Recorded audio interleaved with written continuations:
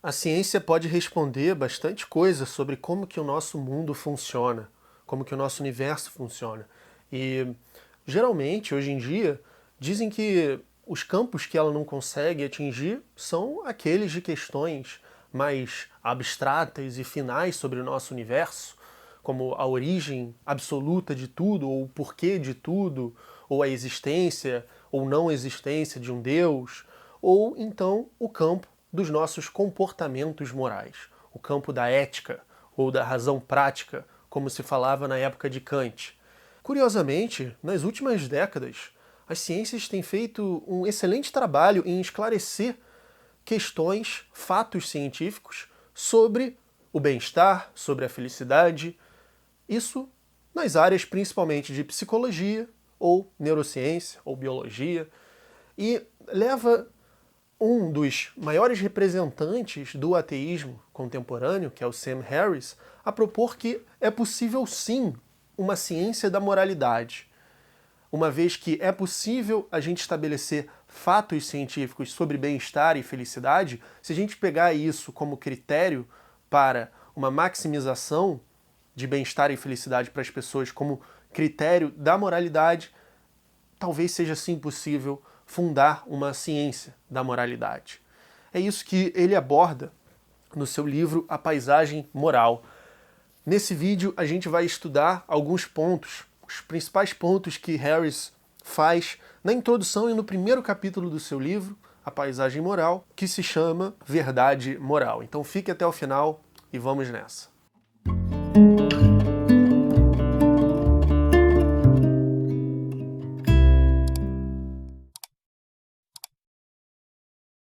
Primeiro de tudo, quem é Sam Harris? Sam Harris é um escritor, um filósofo formado pela UCLA e um neurocientista, autor de best-sellers e um dos principais representantes do ateísmo na contemporaneidade. Ele é um dos 4 cavaleiros do ateísmo: Daniel Dennett, Christopher Hitchens, Richard Dawkins e Sam Harris. Os 2 primeiros já morreram. Esses últimos 2 continuam publicando, discutindo o ateísmo para um mundo secular e mais ético. Nesse livro, ele não está tão preocupado em atacar a religião como ele está nos outros livros, principalmente o seu primeiro grande livro, que é A Morte da Fé, de 2004. Esse livro, de 2010, é mais propositivo. É um livro que vai buscar apontar evidências sobre esse campo da moral que nós poderíamos estar inaugurando nessa contemporaneidade laica. Então ele vai argumentar que a felicidade e o sofrimento têm uma neurofisiologia. O bem-estar humano depende do cérebro e de fatores externos, como as coisas que acontecem em nossas vidas que nos estressam ou nos alegram. Logo, há fatos científicos a saber sobre ele, sobre o bem-estar. A moralidade, portanto, é um ramo ainda não desenvolvido da ciência. Religiões incompatíveis se escondem atrás do mesmo pressuposto de que a fé é o que oferece orientação moral e significado à vida. Isso, inevitavelmente, leva a conflitos na sociedade, como a gente vê o conflito milenar entre árabes e judeus. Então ele apresenta essa metáfora da paisagem moral como se fosse mesmo uma paisagem, um gráfico, em que o pico seria a maximização de bem-estar e felicidade, e lá embaixo, o mais profundo seria o pior cenário possível, para o máximo de pessoas possíveis em todo o planeta. Então, ele vai criticar o relativismo cultural, que vai ser fortemente proposto no século XX, principalmente pela antropologia, de que se uma determinada cultura pratica comportamentos que podem ser vistos ocidentalmente e cientificamente como hediondos, a gente não poderia interferir ou condená-los como a gente condenaria esses mesmos comportamentos na nossa sociedade porque eles estão inseridos em uma cultura outra, com valores outros. E o Harris ataca muito isso, né? Principalmente levando para a questão do Islã, para a subjugação das mulheres.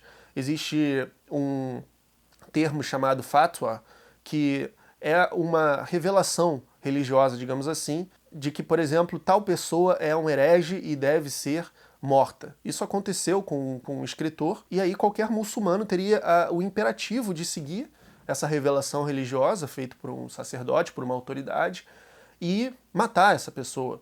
E ele faria isso acreditando que está fazendo uma coisa certa e que ele vai ser recompensado no além. Então, há um encorajamento do mártir, da martirização nessa cultura, que é muito problemático do ponto de vista ético.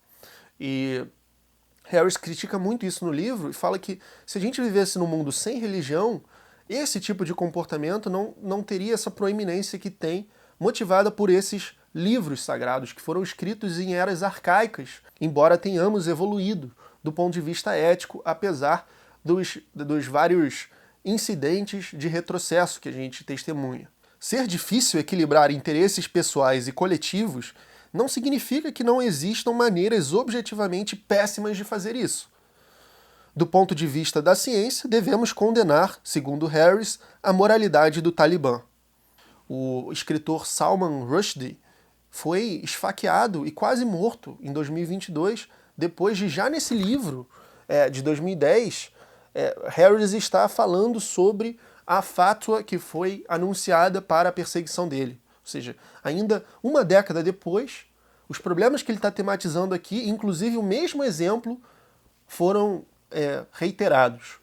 E o escritor sobreviveu, mas por pouco. Outro ponto que ele frisa bastante é que se você tem a existência de múltiplos picos na paisagem moral, de que várias vidas diferentes com comportamentos distintos, mas não o suficiente para configurar a diferença de pico, possam proporcionar uma vida feliz para diferentes pessoas, ótimo. Não se trata de tentar tornar todo mundo igual, fazendo as mesmas coisas.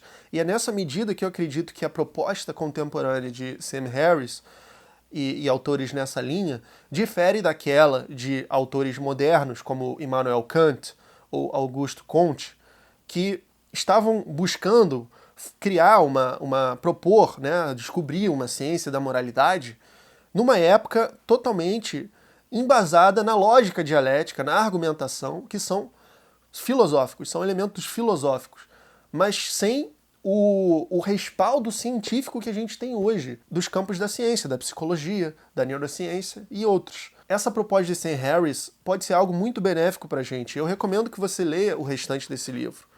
Eu pretendo trazer mais sobre ele aqui no canal, provavelmente, talvez até um curso voltado para os membros do canal, porque em janeiro eu vou abrir a possibilidade de você se tornar membro do canal por um preço muito acessível, e eu vou abordar provavelmente os outros capítulos da Paisagem Moral, e se você quiser comprar, o link também está aqui na descrição. Harris diz: se há verdades objetivas sobre o bem-estar humano, se a gentileza, por exemplo, geralmente conduz mais à felicidade do que à crueldade, então a ciência deveria um dia ser capaz de fazer constatações precisas sobre quais dos nossos comportamentos e costumes são moralmente bons, quais são neutros e quais deveríamos abandonar. E mais à frente, no final da introdução, a situação é a seguinte: se as alegações básicas da religião forem verdadeiras, isso significa que a visão científica de mundo é tão obtusa e suscetível à modificação sobrenatural a ponto de se tornar ridícula. Se forem falsas, significa que a maioria das pessoas está profundamente enganada sobre a natureza da realidade, deixando-se assoberbar por esperanças e medos irracionais e tendendo a desperdiçar tempo e atenção preciosos, muitas vezes com resultados trágicos. Será que essa é realmente uma dicotomia sobre a qual a ciência pode se declarar neutra? É uma pergunta extremamente plausível para o nosso tempo. Parece evidente que a Igreja Católica está tão errada ao falar dos perigos morais da contracepção quanto ao falar da física da transubstanciação.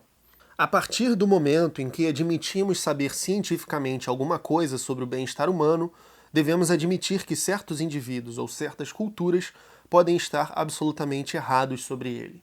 E ele conclui o capítulo oferecendo um exemplo de um acontecimento na academia com a esposa dele. Um cara deu em cima da esposa dele e ela educadamente rejeitou, dizendo que era casada e tudo mais. Depois, ele ficou com Harris, né, ficou com muita raiva e ciúme quando a sua mulher contou isso para ele. Mas ao mesmo tempo ele reconheceu que isso era bom para a autoestima dela, é bom para uma pessoa que tinha acabado de dar à luz a um filho, e que, por outro lado, ele reconhece também quão desesperador pode ser ser um macaco solitário na selva, né, entre aspas, se referindo ao cara. Por outro lado, isso se deve à cultura que valoriza o bem-estar, que valoriza a pesquisa científica e que faz com que a gente compreenda isso sobre a natureza humana. Se ele vivesse numa sociedade de honra, por exemplo, a sociedade islâmica, como se comporta até hoje, ele teria o direito de espancar a mulher, exigir a morte do cara, ou então promover a organização de um duelo para que isso fosse resolvido com base na honra, o que seria extremamente antiético para os padrões contemporâneos. Então, eu acho que isso já é um excelente exemplo para fechar esse primeiro capítulo. Sabe de uma coisa? Existe um outro livro sobre ateísmo que acabou de ser publicado na Amazon.com. É um livro de um autor brasileiro, um filósofo mais jovem, um pouco afoito. E talvez essa seja a capa.